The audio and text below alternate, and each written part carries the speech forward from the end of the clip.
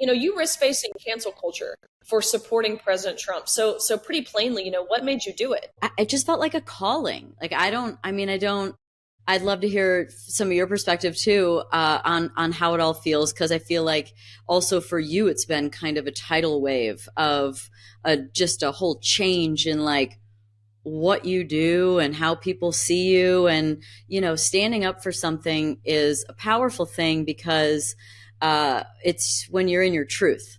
And so when you're in your truth, you're quite magnetic, and it also gains momentum really fast, because when we're doing what's meant for us, the universe just lines things up for us. And so it went really quickly for me. It was only a little over a year ago that I went to my first ever political event, which was AmFest here in Phoenix, Charlie Kirk's big event.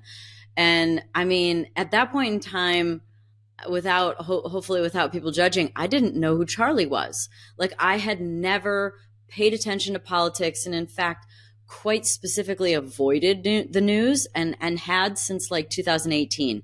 I just basically stopped watching the news and just watched YouTube and spiritual information and esoteric things and physics and all kinds of other interests I had, but not the news. And so after going to that event, I posted some photos of my sister and I, and it just said that I love this country, and it was a divisive comment to so many and grabbed a lot of attention, which was ridiculous.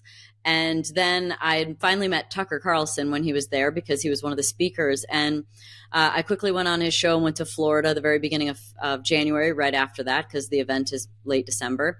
And then came back, and Charlie reached out, and then I went on Charlie's show, and I was like, well, I guess I'm in politics now.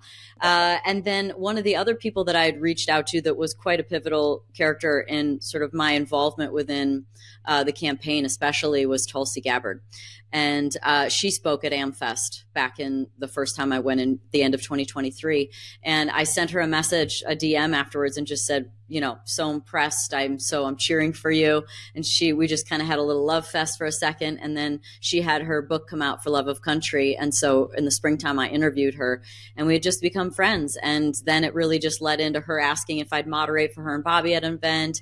And then that kind of got into the whole political realm. And then I moderated for JD and at a rally. And then, just things here and there, and doing Maha things and doing events that were in town. And that led to basically campaigning with Tulsi the whole last week.